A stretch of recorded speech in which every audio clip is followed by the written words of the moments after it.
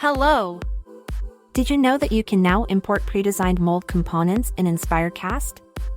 Let's learn how. We've already designated the casting part and runner system for this model. Now we need to specify which parts of the model are mold parts. Click the Components tool to open the Components sub-ribbon. Then, click the Designate Components as Mold Satellite tool on the Mold tool. Next, click one of the mold parts. In the micro dialog, you can specify the mold component's material. Set its initial temperature. And decide whether the component should have a thick, medium, or thin layer of coating or no coating at all. When you're satisfied with your settings, click the next mold part.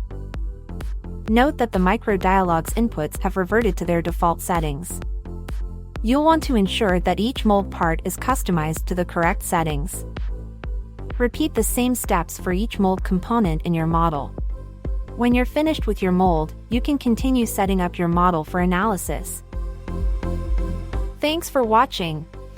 Remember to subscribe to Altair How To for more tips on getting the most out of your Altair products.